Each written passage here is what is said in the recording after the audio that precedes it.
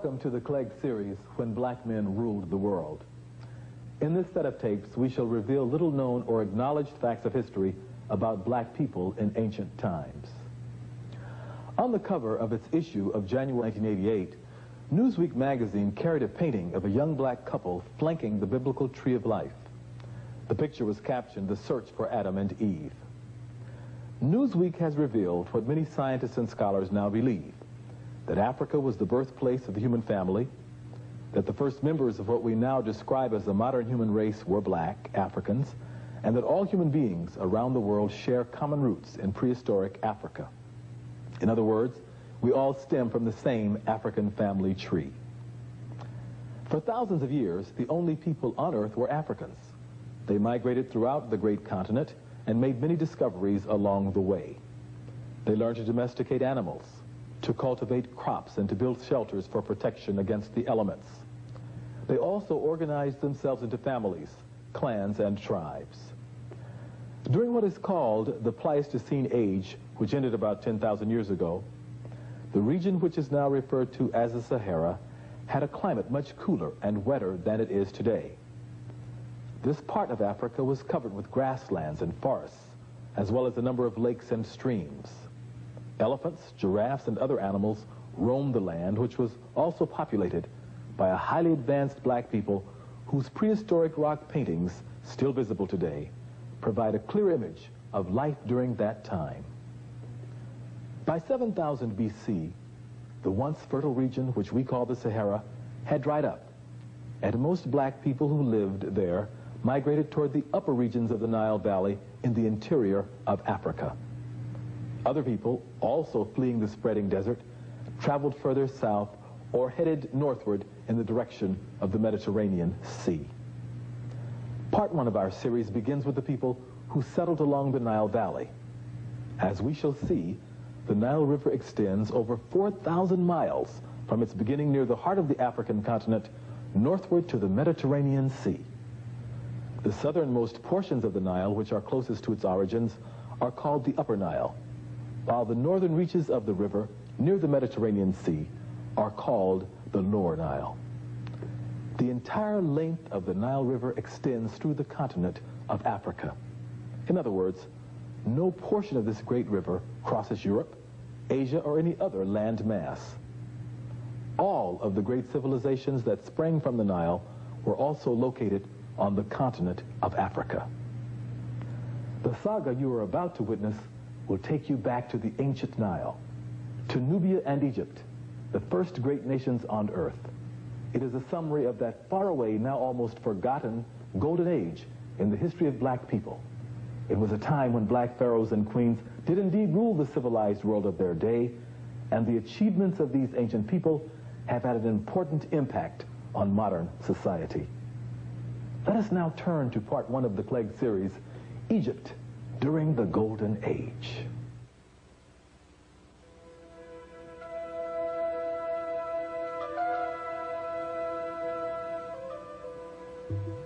The Nile River, rising out of the interior of Africa, rushes down the mountains on its journey to the Mediterranean Sea.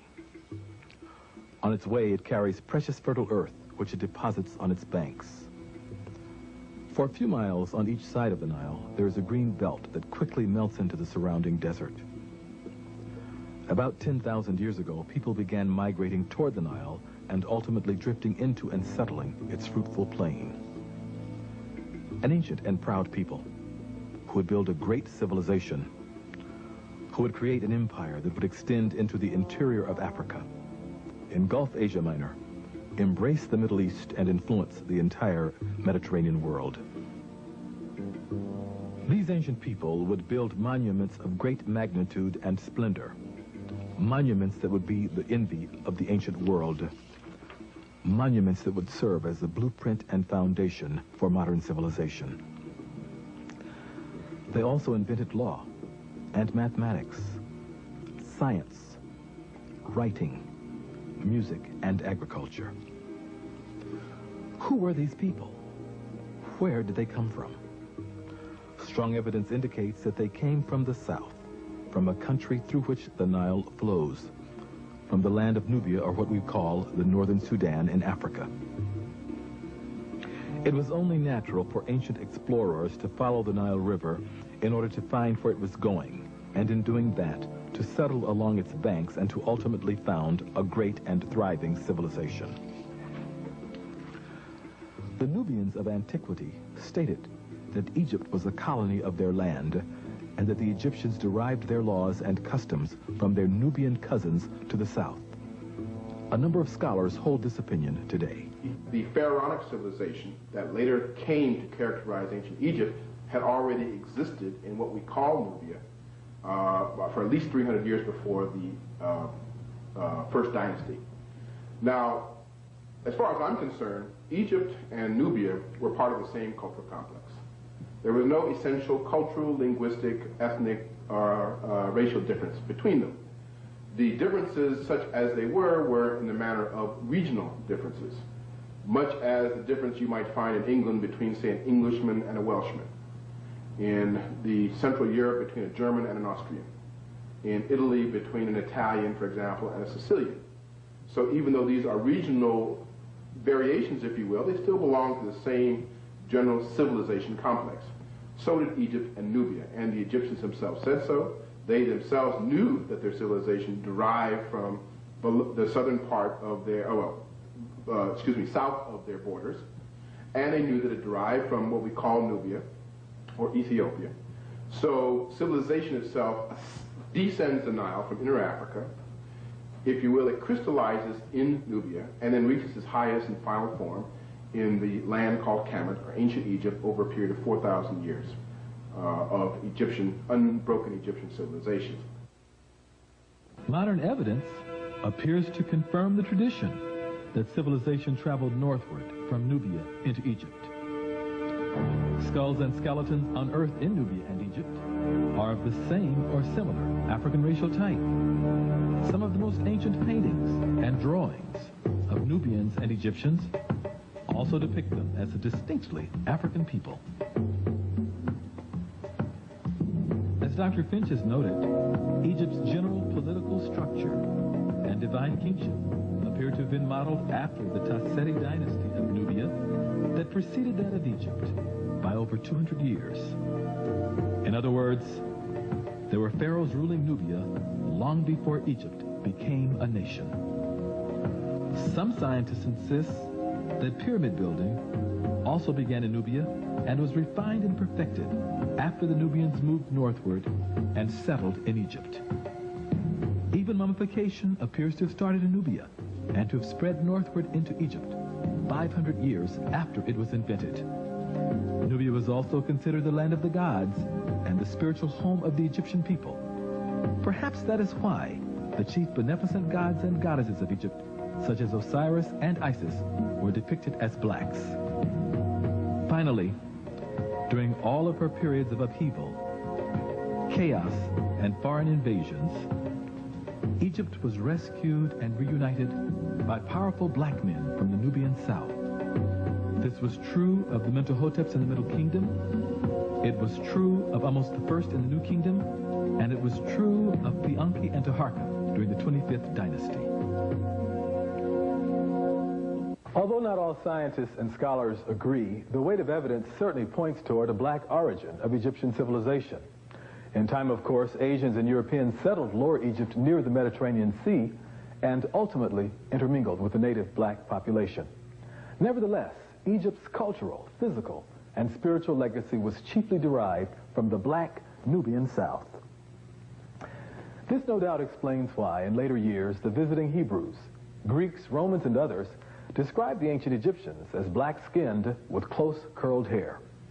The distinguished writer, Dr. W.E.B. Du Bois, captured the opinions of the ancients when he wrote, "We conclude, therefore, that the Egyptians were Negroid, and not only that, but by tradition they believed themselves descended, not from the whites or the yellows, but from the black people of the South. Thence they traced their origin, and toward the South in earlier days, they turned the faces of their buried corpses." Du Bois might also have added that the Egyptians themselves called their country Kemet, which many scholars interpret as land of the blacks.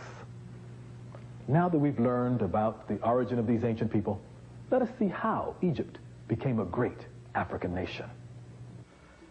Because of the surrounding desert, Egypt was shielded from invasion for thousands of years. During that time, various people who occupied the Nile Valley began working together. The Nile overflowed its banks every year. Controlling the river was important if the people wanted to grow food successfully. The Egyptians first formed villages that cooperated with each other. Cooperation led to organization, and organization led to the building of a great nation. A little over 5,000 years ago, another important step took place. At that time, the nation was divided into two lands, Upper and Lower Egypt. A black man, Narmer, united the two lands into one.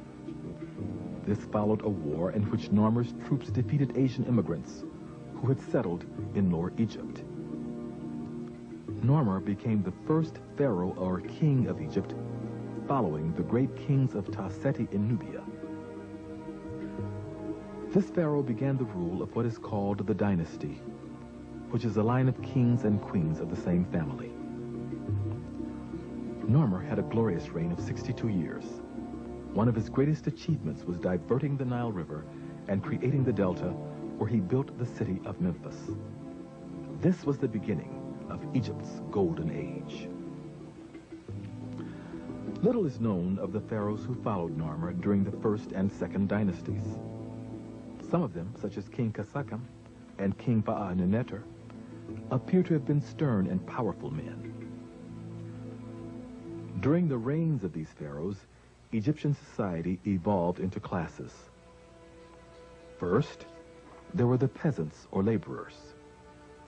Then came the builders, artists, jewelers, and other skilled workers. After them were the warriors, priests, and officials. Finally, there was the pharaoh or king. The women of Egypt were also an integral part of the society. Many of them engaged in the same labor that men did, and they had equal opportunity to own, manage, and receive property. There were also many prominent women in ancient Egypt, some of whom reigned during the Golden Age. Women in particular. You have a woman whose name is Hetepheres.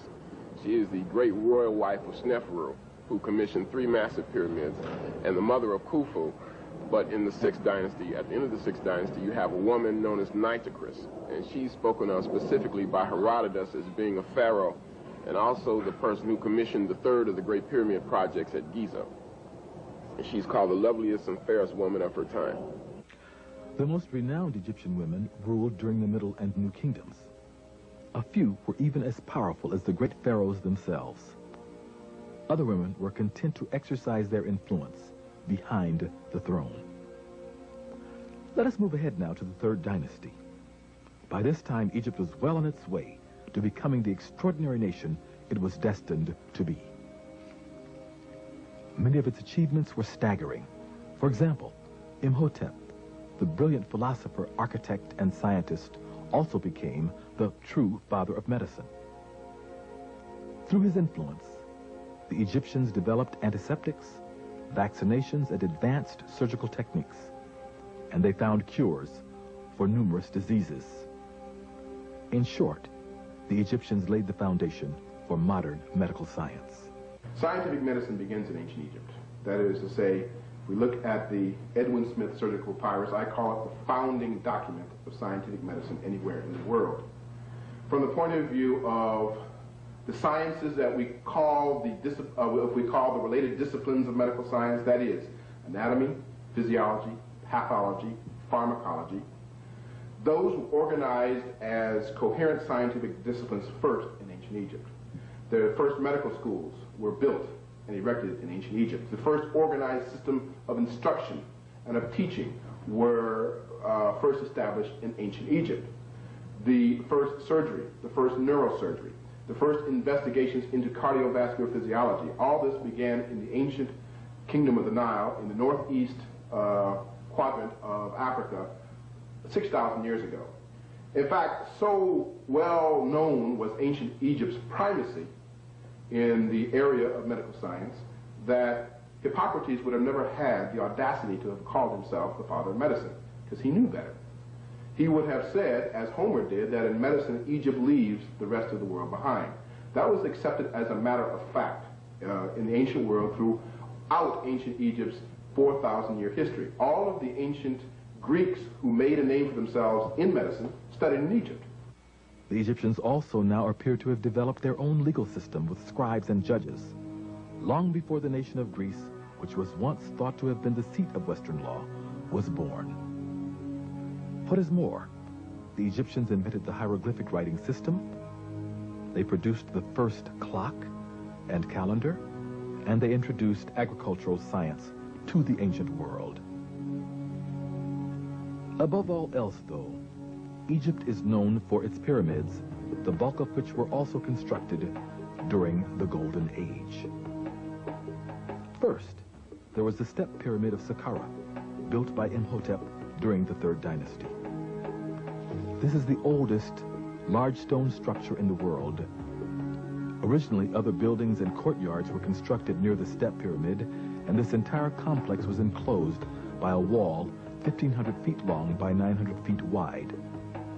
Today, however, the only prominent remaining structure is the step pyramid.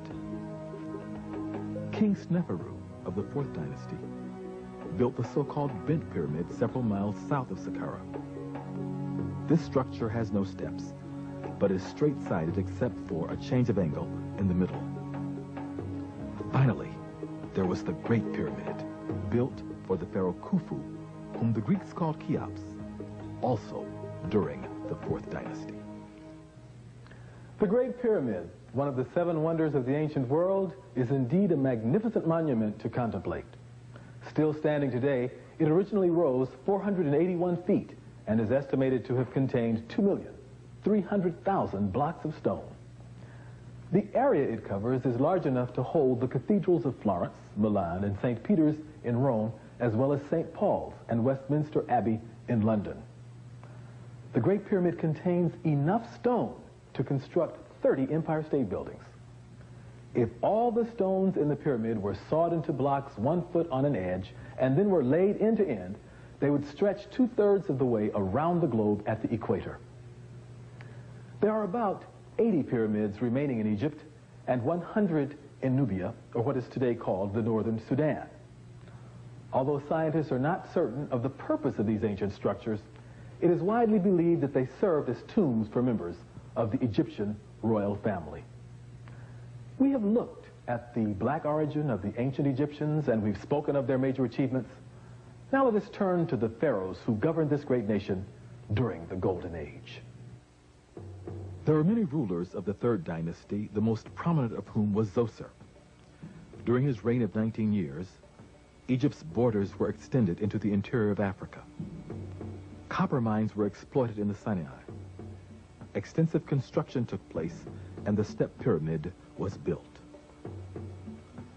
The Fourth Dynasty also brought forth a line of great black pharaohs, some of whose names we have mentioned. Sneferu was a distinguished ruler who successfully defeated the Nubians and Libyans in battle. He also constructed vessels nearly 170 feet long. He was a kind and gentle monarch.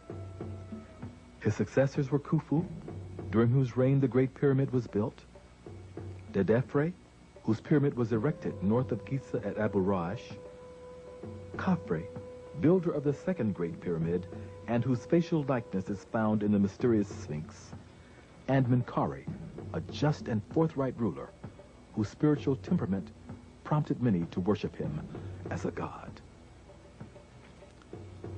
The first 4 dynasties of ancient Egypt represented a time of unprecedented splendor and glory. It was the technological high point of the black race. The Old Kingdom is a great pyramid building age. It's an age of great stability in Egypt, of great internal construction projects. I think that when we look at the Old Kingdom, once again, we're looking at the first physicians, such as Imhotep. You're looking at the massive construction projects. You're looking at the internal stability. You look in the 6th dynasty when the pyramids were still being constructed at the reign of Pepi II, who reigned for 94 years. Here's a man he was a boy who was 10 years old when he became the king of Kemet, dies at the age of 104. And that tells us that these people knew a great deal about science, about medicine. The 5th and 6th dynasties still witnessed Egyptian supremacy in the ancient world, but a gradual decline set in that would pick up momentum at the close of the period. The names and personalities of the 5th dynasty kings remain a mystery because many of them are only known by their statues. Yet it is clear that a number of these rulers were both efficient and adventurous. For example, they formed strong navies that braved the seas and spread Egyptian culture abroad. This has prompted many scholars to ask, during the course of their long history, did the ancient Egyptians sail to the New World before Columbus? The Egyptians had sturdy ships that may have made the journey. Numerous Africoid sculptures suggest an ancient black presence in the New World.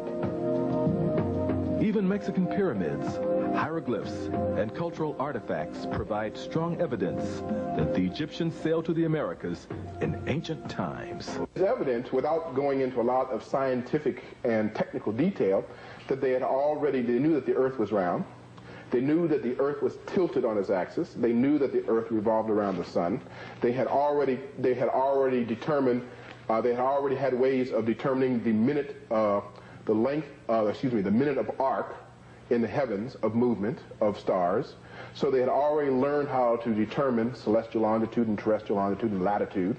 So they would have had more than enough astronomical knowledge to enable them to navigate almost anywhere in the world. And they would have had craft, that is watercraft, seaworthy enough to make those voyages. And I think voyages not only across the Atlantic, but across the Pacific to what we call the New World probably began in prehistoric times. And so that America was a crossroads for the world long before there ever was a Columbus, thousands of years before there ever was a Columbus. And there's nothing inherently impossible in terms of their level of science and technology and astronomical knowledge that would have prevented the ancient Egyptians from making such voyages. The 6th dynasty spanned a period of 155 years. It marked the first time that large numbers of regional governors began to break away from the central rulership of the pharaoh to independently control their own territories. One of the most prominent pharaohs of this period was Pepi I, who quelled internal strife and strengthened the monarchy. His son, Pepi II, ruled Egypt for 94 years, the longest reign in world history. The death of Pepi II was followed by the decline of the 6th dynasty and the ultimate collapse of the Old Kingdom of Egypt. This then marked the end of 1,000 years of African splendor, the zenith of black civilizations, the world's first golden age. Let us now review how it all happened, how Egypt came to be a great African nation. First, black people from various parts of Africa migrated to the Upper Nile. There they founded the nation of Nubia. Then the Nubians moved down the Nile Valley and settled the land which was later to be called Egypt. They made many contributions to Egyptian civilization, including the divine kingship, mummification, a strong spiritual heritage, and perhaps even pyramid building. In time, however, Egypt evolved into a separate and distinct nation in its own right. A nation that laid the foundation of world civilization, but most especially, a nation that provided the roots for black history and culture. Egypt's great and ancient legacy remains with us today. This architecture, this science, this agriculture, these hieroglyphics, this legal system, these pyramids, these pharaohs, and these queens are the great heritage of black people everywhere and have influenced the evolution of civilization around the world. Although its golden age had passed away, Black Egypt would indeed rise again in the Middle Kingdom, in the New Kingdom, and during the 25th dynasty. The entire ancient world would marvel at the resilience and power of these magnificent people. As the distinguished author Fleur Lugard has written, the annals of all of the great nations of Asia Minor are full of them. The Mosaic records allude to them frequently. But while they're described as the most powerful, the most just, and the most beautiful of the human race, they are constantly spoken of as black. And there seems to be no other conclusion to be drawn than that at that remote period of history, the leading race of the Western world was a black race. In subsequent episodes of the Clegg series, we shall explore Egypt's Middle Kingdom and world empire, the role of black women in antiquity, and black personalities of the Holy Bible.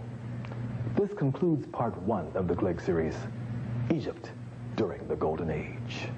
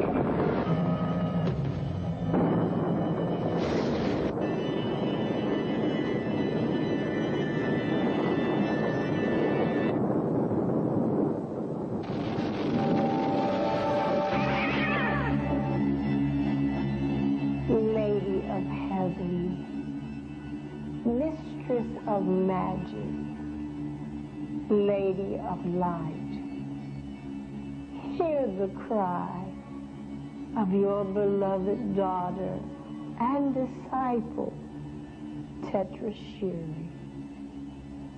Our land, Egypt, has been invaded and conquered by evil forces. They destroy our houses, they desecrate your temples, and they build shrines to strange gods. Oh, divine Isis, hear me, your beloved daughter. Our nation is in distress. Come and save Egypt. Save your daughters and their families, so that peace and prosperity will prevail again. And your daughters shall reign with the sons of Osiris.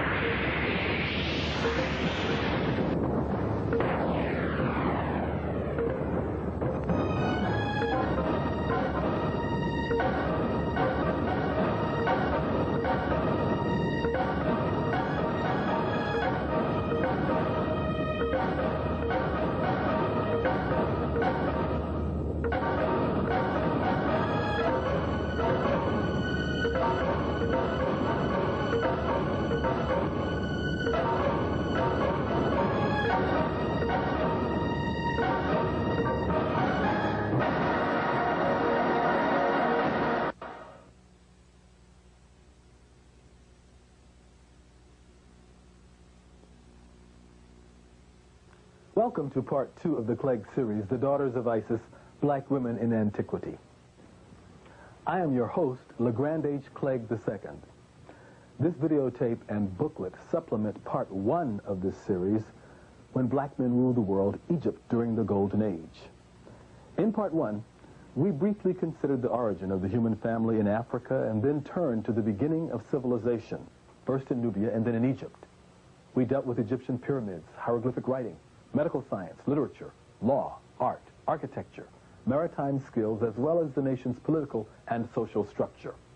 We placed emphasis on the great pharaohs and the prominent role they played in world history. Part 1 was intended to introduce the concept of African or black men as the fathers of the human family and civilization. In Part 2, The Daughters of Isis, we broaden our focus to include black women in antiquity. For the very first time on videotape, we present a comprehensive history of the black woman in ancient times. We shall see her as the original mother, fertility idol, goddess, queen mother, and lady of the Nile. We shall very briefly trace her steps from prehistoric Africa into Europe, Western Asia, India, Southeast Asia, Australia, the Pacific Islands, and even the early New World. Then we shall return to Africa, where the record of black female achievement is very profound and long-standing.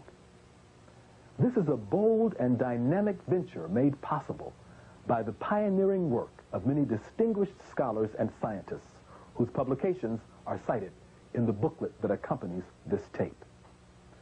To introduce the saga of black women in world history, we first focus on Isis, an ancient and venerated deity who, for many people, has come to represent the highest form of motherhood, beauty, and virtue. To capture the essence of the Isis tradition, we interviewed Runoko Rashidi, assistant editor of the Journal of African Civilizations, inside a replica of a hidden underground Egyptian tomb, and Anita Red Terry, who is on the staff at Santa Monica Community College, in studio. African name for Isis is Aset. Spelled, if you want to put vowels in it, A-U-S-E-T. The Egyptians, or Kamites, actually spelled it A-S-T. And the name is fundamental. The name is profound. It means the throne, which seems to suggest, now, let me digress a moment. Generally, when we see Isis, she's connected with the god Asar, or Osiris. And it is said that on the first day, a loud voice called out into the world that the king of all has come. And that king was Asar, or Osiris, and he was brought forth unto the earth, and he contributed many, many great things. The development of agriculture, all the things that we associate with early civilization. On the second day, his brother Set was born. And Set is identified with the color red. Set is just the opposite of Osiris, or Asar. And he is said, according to, I think, a story by Plutarch, not even to have come forth through his mother's womb, but to birth forth, but he supposedly burst forth through her side, tearing a gaping wound. And he is just the opposite of his brother Asar. He is the epitome of evil, or disorder and chaos, social disorder. Because I'm not even sure if the Kamites had a word. The Egyptians had a word for evil. At any rate, he and his brother are engaged in a perpetual conflict. You might say it's a struggle similar to light and day, or darkness and light. They are the original twins in a sense. Now, Set, according to the story, and there are many stories according to this, long before Christian Bible or Torah or Bhagavad Gita or the Quran, etc., Rig Veda, thousands of years in Egyptian, I should say African history, these stories emerge, African mythology and religion. It is said that Set has his brother murdered. In fact, not only does he have him murdered, but he cuts his body up into 14 pieces and scatters the pieces throughout the land of Kemet, or Egypt. Now, his wife, Aset, becomes very instrumental in the story now, because when she hears the news of her husband's death, Osiris's death, Asar's death, she's grief-stricken. She's terribly upset, but she does not completely lose her head, and she does not lose hope.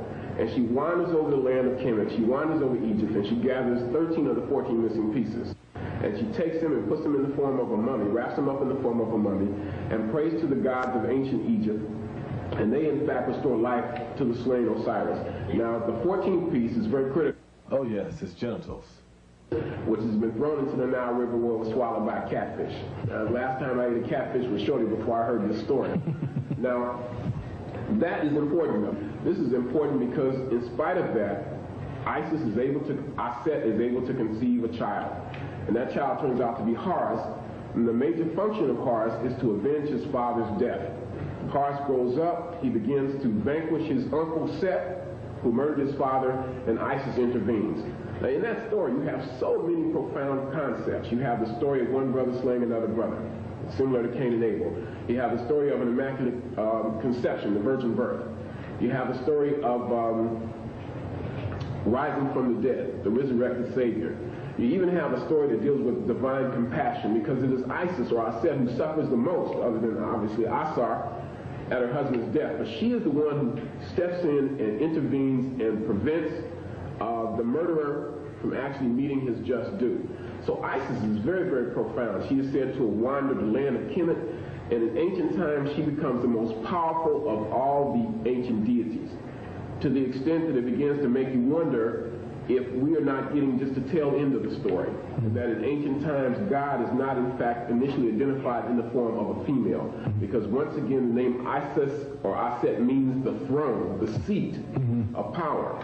So Isis is very profound, and then we are later to identify her with Mary and the story of the Madonna and Child.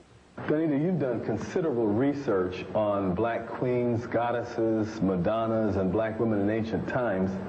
One area of interest is that of Isis and her legacy. Could you talk about that?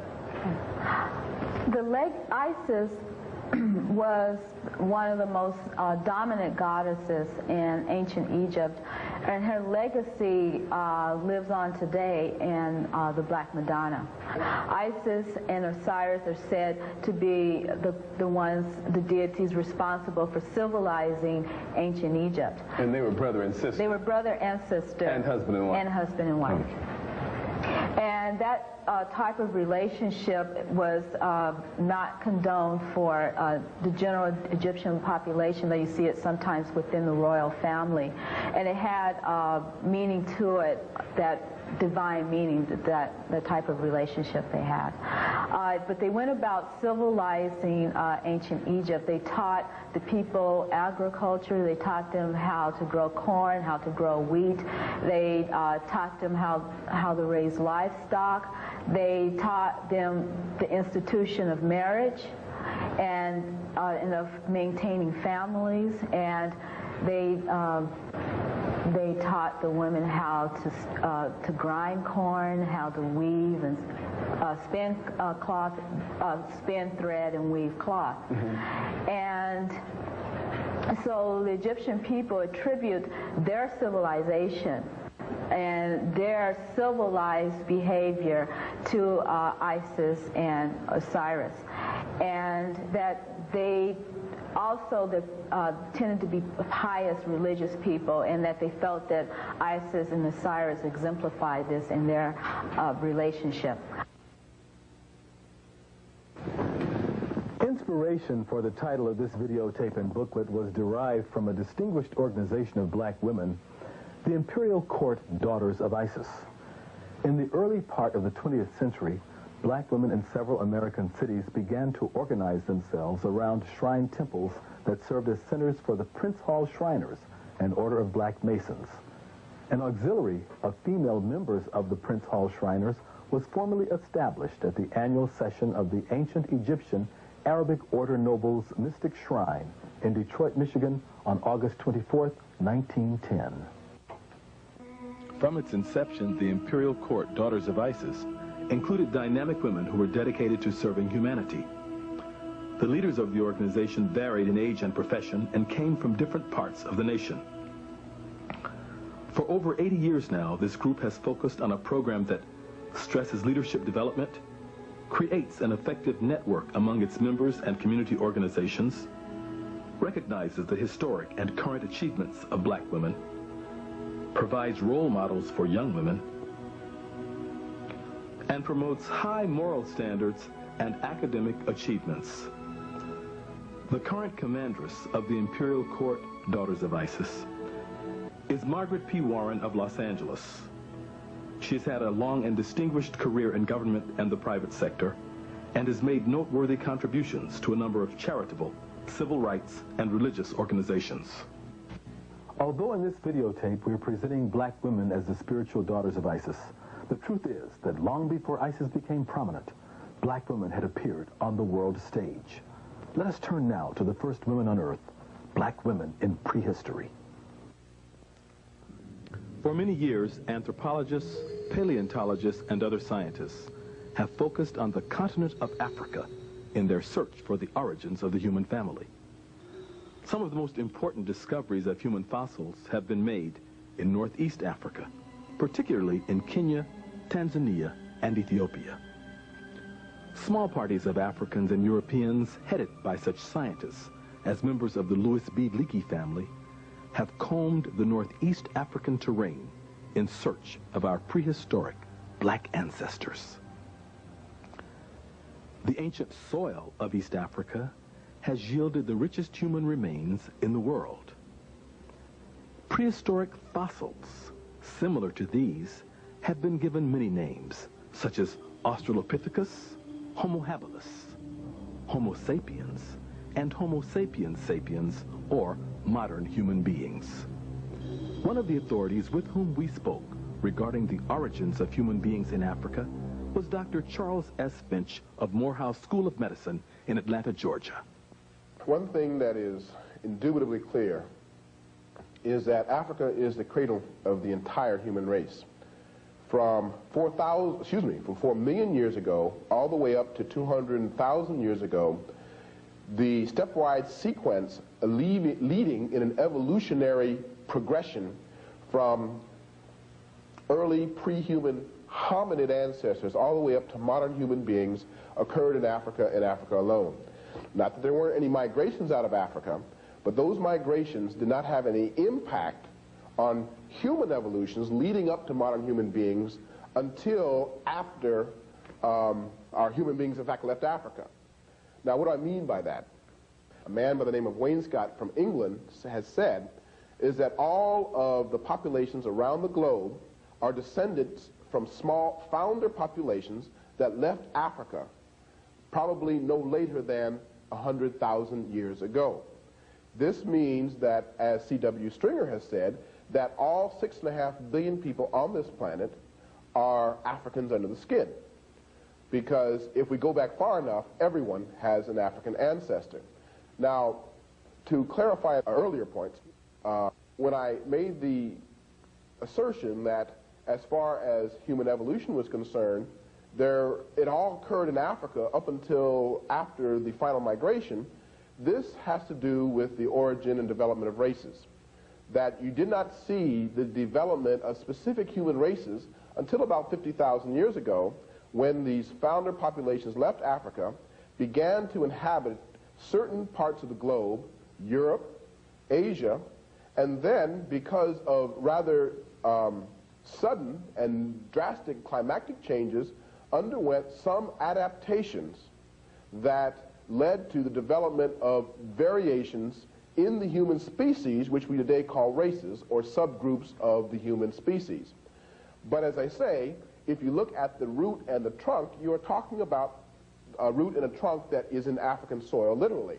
So that in effect, all 6.5 billion people who live on the planet today are descended from a founding population, or an original population, that emerges in Africa, certainly 200,000 years ago, very likely, no later than 140,000 years ago, and does not leave Africa until maybe 100,000 years ago. In some of his many books and articles, Dr. Finch has noted that our knowledge of human origins is largely based on the skeletal and sculptural relics of African women. Perhaps the most prominent fossil remains of our female ancestors have been those of an ancient African woman whom modern scientists call Lucy. She may have looked similar to this reconstruction that appeared in Discover magazine in 1988. Lucy lived about 3.5 million years ago. She was 3 feet tall and 60 pounds. Her remains were found in Ethiopia. Lucy and her sisters were undoubtedly strong, proud, and courageous. Alongside their mates, they probably hunted and gathered food, lived in small groups, and carried a nursing child as they traveled across the land. Whether we call her Lucy or Eve, the African woman left her mark over a broad spectrum of the prehistoric and ancient worlds. Small carvings of short, heavy-set women with thick, woolly hair, often called fertility idols, have been found in Europe, from Italy to Russia. Scientists have labeled the people of that time Grimaldis, after the caves in France, where their skeletons were first discovered. Some authorities believe that these ancient blacks migrated into Europe from Africa more than 30,000 years ago and were part of a loose cultural network that extended from South Africa into Central Europe. Sculptures, cave drawings, weapons and tools of the Grimaldis suggest that they were a highly advanced people who held black women in general and motherhood in particular in very high esteem. In a lot of the slide presentations I do, I tend to show a black woman from the Andaman Islands in the Bay of Bengal. And then I compare that photograph with Venus of Willendorf, these ancient fertility figures that you're referring to. You could go to southern Africa or Zania and find one of these Khoisan sister, Khoi, who is oftentimes called a Hottentot. Mm-hmm. So this is the most famous one, but you find them throughout France. My colleague James Brunson has located one in the former Soviet Union that's about 14,000 years old, and you do have a lot of them in other parts of Asia. I would think they would tend to represent the widespread movement of ancient black people in a prehistoric period, and by prehistoric I mean before written records, before written history, and they need to be religious figurines. The earliest carvings of human-like people that you find anywhere in the world are almost exclusively of women, particularly of women who are obese, with large breasts and very heavily developed buttocks and thighs. Why? Because this is an image of female fecundity or fertility and abundance and productivity, and of course with large number of breasts, the image of female capacity for nurturance. You see this in Europe. You certainly see that in the Nile Valley and elsewhere. And we find, by the way, in the Nile Valley, that the oldest deity, the oldest form of the deity, takes shape as Ta-Urt. Ta-Urt is the hippopotamus goddess who was one of the earliest images of the deity and who was feminine and maternal because she was obese and therefore was an image of the pregnant female. Also, the hippopotamus, by floating in the waters of inner Africa, would have been an image of would have been an amniotic image and a birth image. Interestingly enough, Ta means land or earth. Urt means great. So Ta-Urt means great earth. And so she was, shall we say, an animal symbol of earth itself, earth being the primordial mother of all, out of which life comes and to which life returns. So all of the original fertility goddesses, as we call them, were mother goddesses and earth goddesses. As we have noted, prehistoric Africans did not end their migrations in Europe. They were adventurous pioneers whose descendants climbed rugged mountains, crossed torrid deserts, explored treacherous jungles, and ultimately sailed over large parts of the globe. Sacred texts, sculptures, skulls, drawings, and paintings reveal the worldwide presence of these black people. In all of the artwork, the black female is very prominent. Her figurines have been discovered in Western Europe, the Mediterranean, Western Asia, India, and in vast parts of the prehistoric New World. Even in our modern era, scattered around the globe, we see descendants of the black woman. For example, in Jordan, India, Southeast Asia, the Philippines, Hawaii, New Guinea, Australia, and Tasmania. We have seen the black woman as mother of the entire human family. We've also charted the course of her descendants around the world. Although she has left to us a global legacy, the black woman's most important and continuous contributions have been made on the continent of Africa. As you can see, it is a huge continent, second only to Asia in size. Let us return then to Africa to see what exciting revelations await us there. In a brilliant article written in the Journal of African Civilization's 1987 edition, Dr. Rosalind Jeffries provides an overview of the image of black women in African cave art. Just as many scholars before her, she found that perhaps the most ancient artwork, dating back 10,000 years, was discovered in the central Sahara region. But other rock paintings were also found in North, East, West, Central, and South Africa. What does this art tell us about ancient African women? According to Jeffries, it presents them in a variety of ways. Some paintings show black women in a symbolic manner, as primordial mother or Mother Nature, who creates and nurtures all life. Certain sculptured pieces appear to represent fertility and motherhood, which were highly regarded by African people.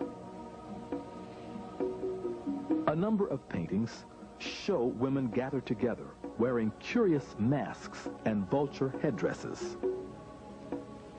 In still other scenes, we find women talking together, posing, dancing, carrying pottery vessels, and relaxing with their children. One of the most popular of the prehistoric paintings is a depiction of two young ladies referred to as Pule women. Their attire is surprisingly similar to modern dress. A universal figure is the horned goddess, who is depicted in graceful running strides with horns on her head surmounted by a pot-shaped hat. African legends speak of horns as being symbolic in calling together a nation. As we move toward later historical times, we meet the African woman, but this time she is settled along the Nile River. It was in this region that the most ancient and continuous civilization in the world appears to have arisen, first in Nubia and then in Egypt. Of course, not all scholars agree on the origin of the Egyptian civilization. In part one of this series, however, we cited a growing body of evidence that points toward a black or Nubian beginning, which is consistent with ancient tradition.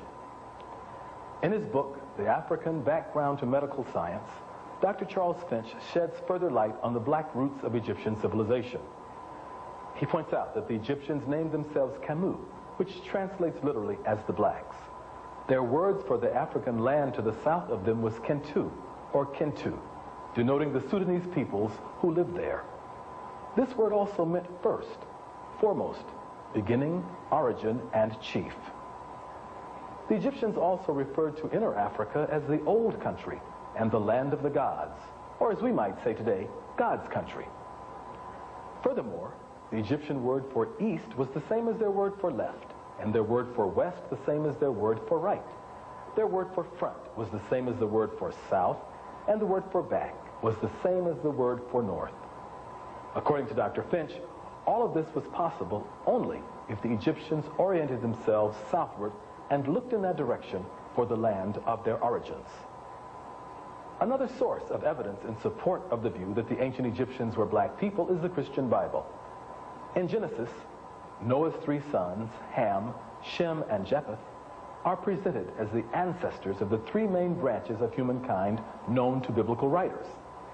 Ham is unquestionably the ancestor of the black race, and his name appears to have come from the Egyptian Kam, meaning black.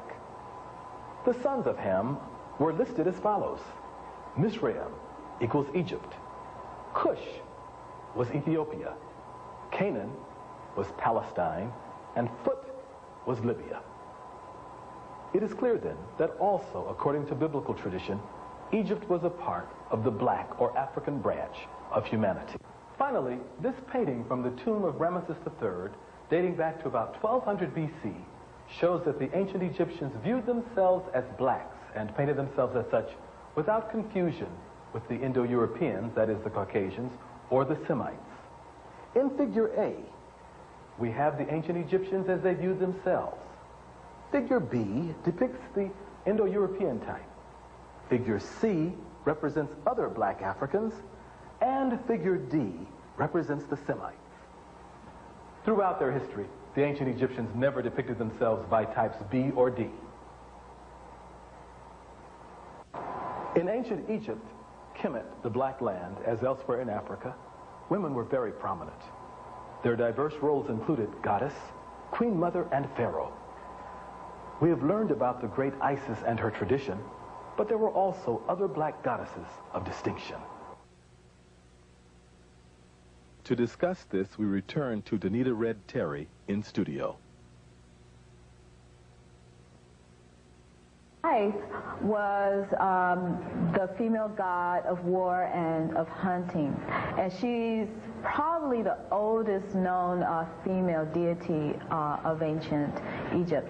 She was depicted often wearing a red crown, I should say, or with two crossed arrows and a shield on her head, signifying her characteristic as a war god. She was also considered to be a devoted mother god. Some of her depictions show her as drawn or depicted as a vulture. And one of the myths that's associated with her, she, as a vulture, pierced her thigh with her beak and drew blood from that and fed her children this blood.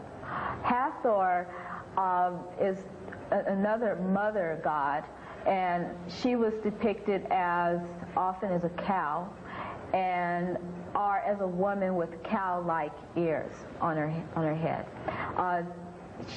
Her symbols associated with her were the sistrum, and she was often depicted with the pharaohs who saw themselves as Horus reborn, or as the god reborn, would be seen suckling from her as a cow.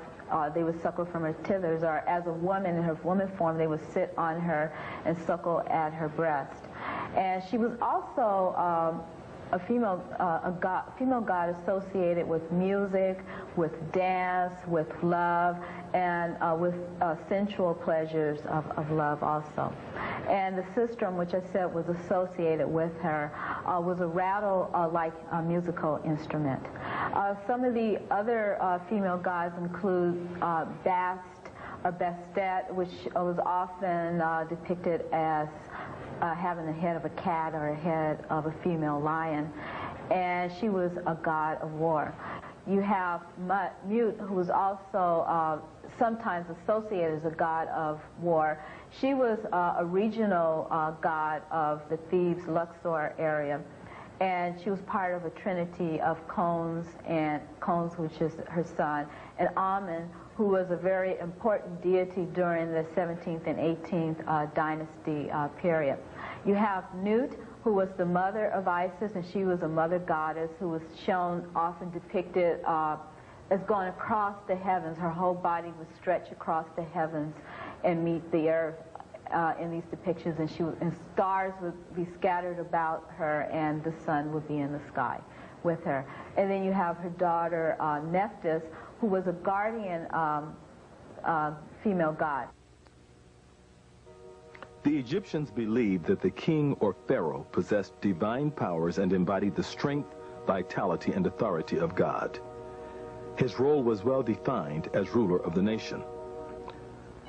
In spite of this, Egyptian women had a special place on the throne. First, they were guardians of the royal lineage. That is, most male heirs did not become pharaohs until after they married a princess of royal blood. In many cases, this meant that a young man married his full-blooded sister, as is depicted here in the union of the pharaoh Amos and his queen Amos Nefertari.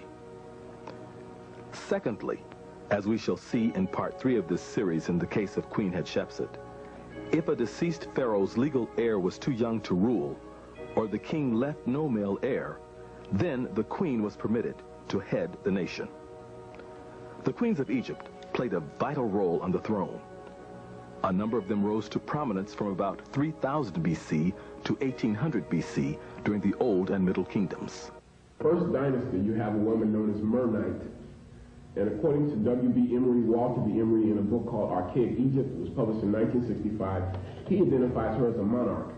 as a living hearth. And she is the third or fourth ruler of dynastic Kemet. So Mernite is very important, but unfortunately, because of the antiquity of the time in which she lived, we don't know a lot about her.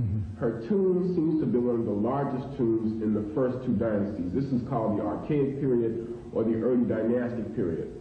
Now, in the fourth dynasty, you have a woman known as Queen Hetepheres.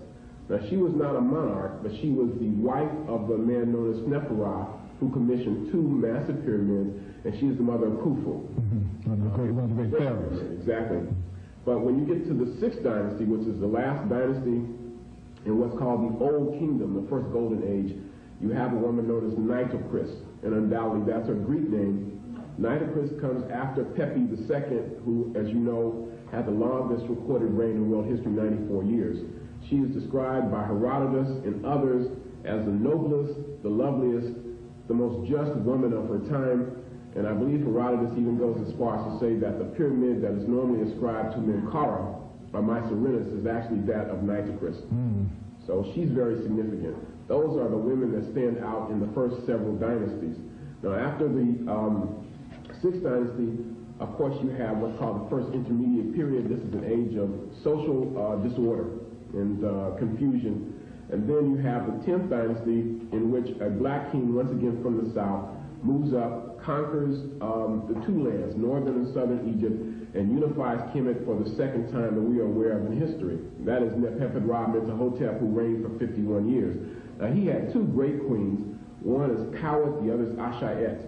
Now, perhaps the most interesting thing here is that we know about Mentuhotep II largely because of this statue in the Cairo Museum, the black statue that portrays him in the divine color of ancient Kemet, the color of God, the color of divinity, the color black. But interestingly enough, his queens are also oftentimes portrayed in that same color. And I will draw your attention to a piece, I believe it's in the Metropolitan Museum of Art, maybe in the Cairo Museum, that depicts both of these queens, Kawet and Ashayet, in that same divine color. We don't know much about them. The 11th dynasty, I may have said the 10th dynasty, but actually this is the 11th dynasty, lasts about 100 years. And it's a transitional period, but in the 12th dynasty, once again, we see women very, very, very powerful. You have, in particular, the last known monarch of Dynasty 12, a woman known as Sebek-Neferu. She is the daughter of Amenemhet III. While the goddesses and queens of Egypt have a very special place in history, it was the average woman of that land whose independence and respect surprised ancient foreigners and still baffle us today. The Greek writer Herodotus, whom some have called the father of history, has stated, "The Egyptians themselves in their manners and customs seem to have reversed the ordinary practices of mankind. For instance, women attend market and are employed in trade, while men stay at home and do the weaving." Of course, Egyptian men did more than weave if they weaved at all. They were pharaohs, governors, judges, doctors, priests, warriors, laborers, and so forth. However, Herodotus was struck by the role of women in Egyptian society, and well, he should have been. For in his native Greece, women were very much confined to their homes. They rarely appeared in public and had few, if any, rights and privileges men were bound to respect. As a matter of fact, in many instances, the parents of Greek girls arranged their marriages at an early age and paid a rich dowry for the honor. These young ladies received no mental or physical training, but were taught to spin, cook, to obey their husbands, and to otherwise remain quiet and modest. But for thousands of years, the Egyptian woman and her sisters in other parts of Africa enjoyed more legal rights and privileges than any other women of their time and than most women of today. The family unit was the most ancient and cherished institution in Egypt. Young men were urged to take a wife as soon as they were able to support her financially. Egyptian literature is filled with love poems between young men and women who affectionately called each other brother and sister. One such young lady wrote the following to her lover. My heart flutters hastily when I think of my love for you. It lets me not act sensibly. It leaps from its place. It lets me not put on a dress, nor wrap my scarf around me. I put no paint upon my eyes. I'm even not anointed with perfume. The Egyptian woman was well loved and respected by her family. Although her spouse was the head of the house, she was indeed responsible for running the household. They certainly controlled the hearth and the home, of course. They also controlled fields in many, many instances. The agricultural situation in Egypt, because the most important agricultural deities at first were women, Asset or Isis being the best example. We know that women had legal rights, independent legal rights. We know that children in ancient Egypt derived their names and therefore their legitimacy through their mothers and through the maternal line, and therefore took their names from their mothers, as we said. An ancient elder left a record of sound advice for young Egyptian husbands. He wrote, "Do not control your wife in her house when you know she is efficient. Don't say to her, 'Where is it? Get it,' when she has put it in the right place. Let your eye observe in silence. Then you recognize her skill. It is joy when your hand is with her. If a man desists from strife at home, he will not encounter its beginning. Every man who founds a household should hold back the hasty heart. Do not go after another woman. Let her not steal your heart."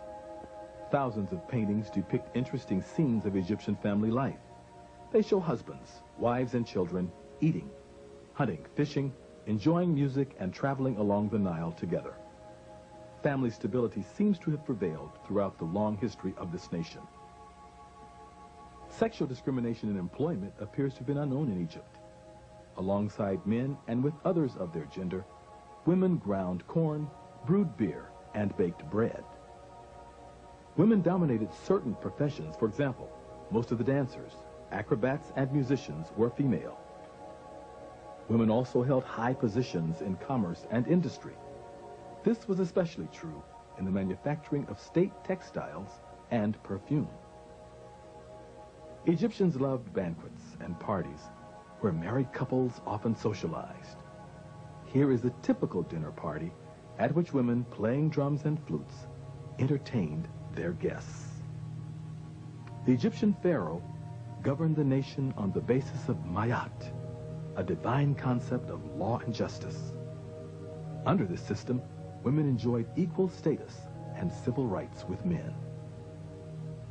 Women independently executed wills, witnessed documents, inherited, bought, administered and sold property, adopted children, and filed lawsuits. Scholars have traditionally held that Western law and jurisprudence had their origin in ancient Greece. This view is now open to debate. As an attorney, I was very interested in the ancient Egyptian legal system. I was especially surprised to learn of the will of Lady Nonakte. As a result of that, I decided to engage in research on the will on my own. Attorney Clegg, your trial has been continued over till tomorrow morning at 9 o'clock. Thank you, Mary. You're welcome. As a nation, Egypt predated Greece by thousands of years. The ancient Egyptians enacted many laws and created a very advanced legal system, which at various times included judges and juries. Recent research clearly demonstrates that the ancient Greeks derived much of their philosophy, science, architecture, religion, and medicine from the ancient Egyptians. Further investigation may well reveal that Egyptian law was also the basis of that of ancient Greece. In our effort to study the will of the ancient Egyptian noble lady Nonakte, we visited the research library at the University of California at Los Angeles and the Central Library downtown Los Angeles. The independence of this ancient Egyptian woman was made clear by her surviving will, which we found in the 1945 edition of the Journal of Egyptian Archaeology. A wealthy widow of some stature, Lady Nonakte had married twice and inherited property from both husbands and her father. She left her own personal property and her share of the last husband's estate to some of her 8 children, but disinherited the others for lack of consideration toward her. To show how advanced the ancient Egyptians were and how much we have learned from them, it should be noted that Lady Nonakte's will was notarized and formally included on the court docket.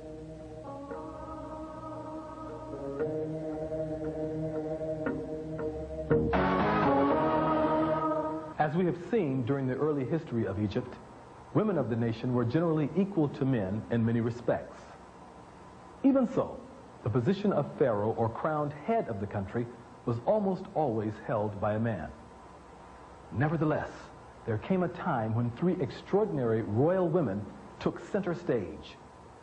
It was during the 17th Egyptian dynasty, a period of great humiliation. The Egyptians had been conquered by foreigners, probably Asians, called Hyksos. The great royal mother, Tetisheri, her daughter Ahotep, and her granddaughter Nefertari played critical roles in freeing the nation from foreign rule. Let us recapture the significance of that troubled time in black history. While filming the drama for the Daughters of Isis, we were joined behind the scenes on the set by Nzinga Ratabisha Heru, chairperson of the Association for the Study of Classical African Civilizations. Nzinga, thank you so much for taking out of your busy schedule and appearing on the set of the Daughters of Isis to be our guest today. We certainly appreciate your contribution. And thank you, LeGrand, for the opportunity. As a rule, we look at history from a male perspective. Even when we think of the origin of the United States, we speak of the founding fathers. In ancient Africa, however, there are times when we speak of founding mothers. Can you speak to that? The founding mothers are a very integral part of African history. As a matter of fact, in this particular case, what had happened is Egypt was ruled under the domination of the Hyksos. They were, in fact, the Asians. So what had happened is all the royal families were pushed to the south, and actually Egypt was there under domination by outsiders. However, they had to go to the south to organize, to actually strategize for the liberation efforts to regain Egypt. And that was done by a sister named Tetisheri. Tetisheri and her husband worked very hard to overthrow the Hyksos. What had then happened was her daughter, Ahotep, then joined the fight to help regain this country. When her husband was killed in battle, it was Ahotep, a sister, woman, warrior, who went out there and led the troops to overturn these foreign invaders that had come to monopolize their land. They battled until, again, another daughter came, and that daughter is known as Amhos Nefertari. Now, Amhos Nefertari is the one that is long sung praise because she is clearly of Nubian stock, but it was she and her husband who were actually the founders of the 18th dynasty. Let us now turn to the 17th dynasty and visit a scene from the lives of two of the founding mothers of the 18th, Tertisheri and Nefertari.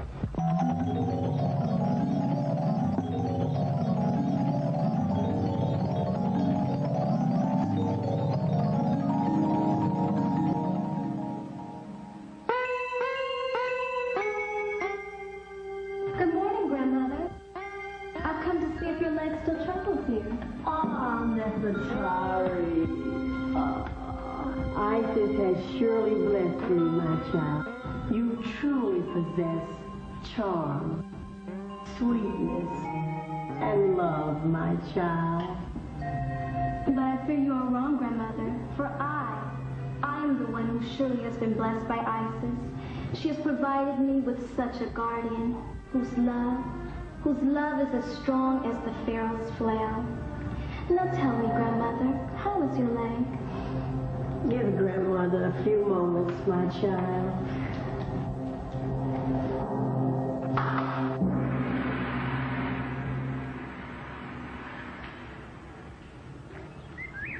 Bring me the throw sticks.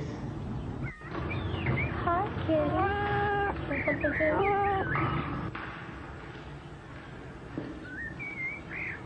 That will be all. You may both leave.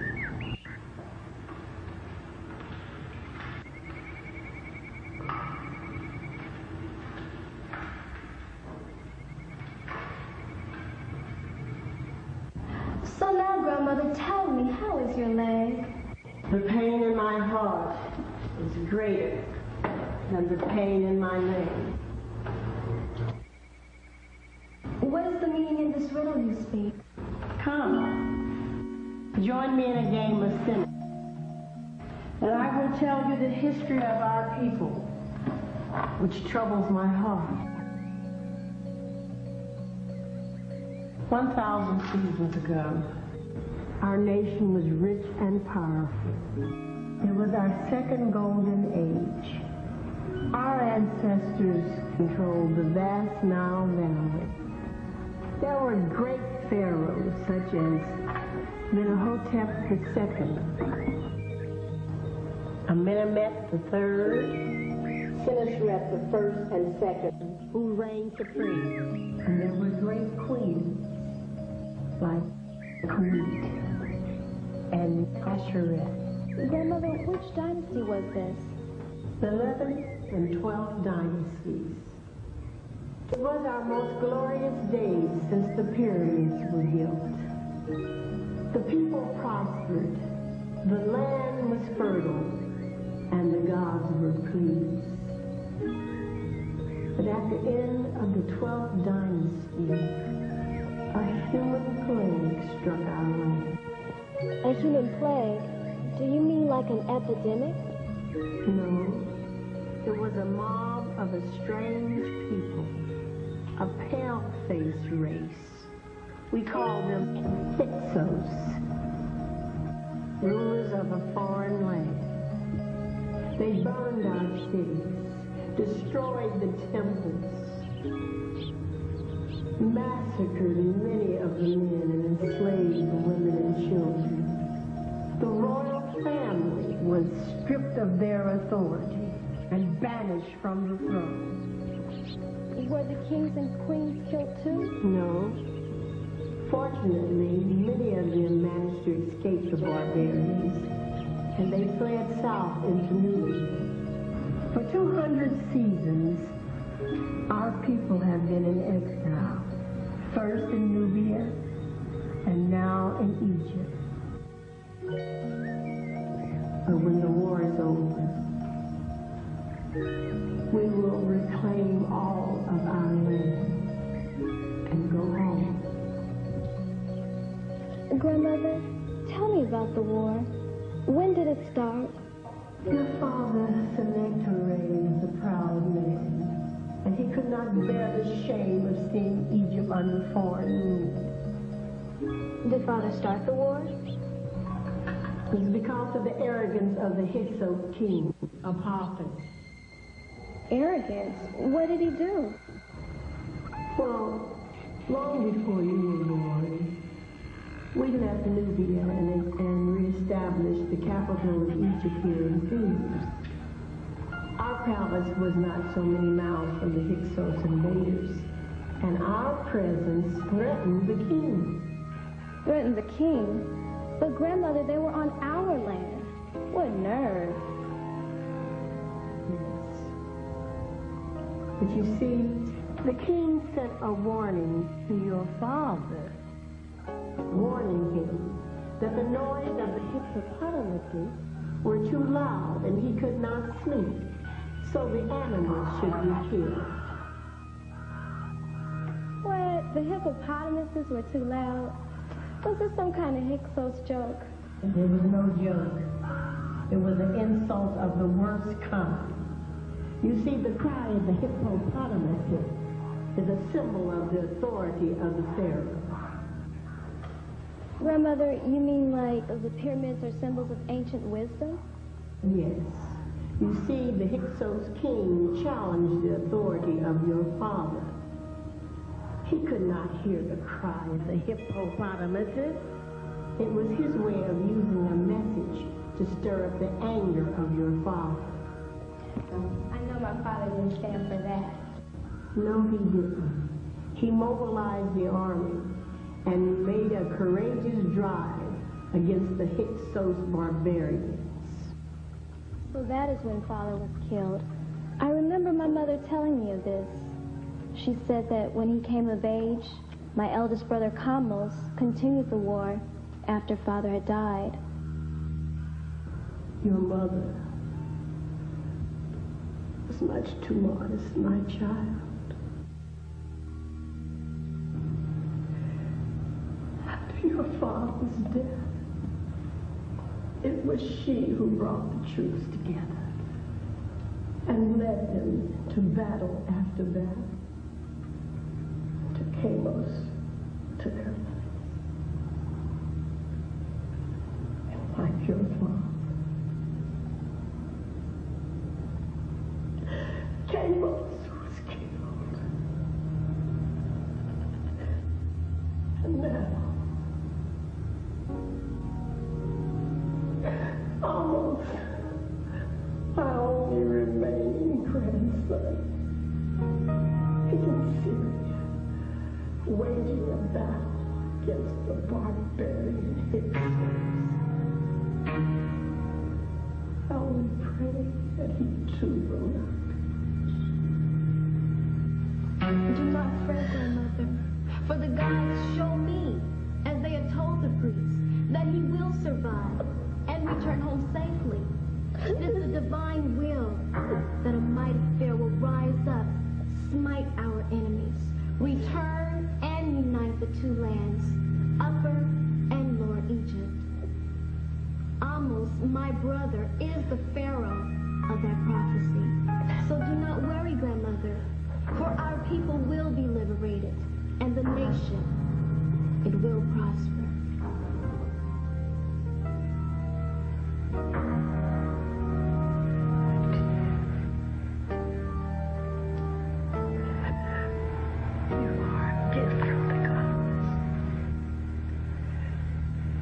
The embodiment of Isis. May your name be honored and endure for generations, like the pyramids and the temples of...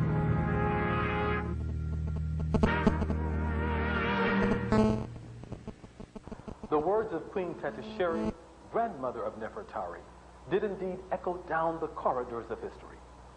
For generations, Nefertari, the chief queen and sister of King Amos, was worshipped by the Egyptian people. She bore several sacred titles, including royal daughter, great royal wife, and divine mother. Nefertari and her family were widely praised for liberating Egypt from foreign domination. According to a number of distinguished Egyptologists, from Flinders Petrie to William Leo Hansberry, this great queen was the most revered person in the entire history of the Nile Valley. Indeed, a distinguished daughter of Isis. In part 3 of this series, we shall begin with the 18th dynasty of Egypt, which was the extended family of Queen Nefertari. We shall explore the lives of such eminent women as the pharaoh Hatshepsut, Queen Tia, and Queen Nefertiti. We shall also recapture the lives and times of Ethiopia's empresses and warrior queens. Finally, we shall examine the role of the Black Madonna in Africa, Europe, and Asia. This concludes part 2 of the Clegg series, The Daughters of Isis, Black Women in Antiquity.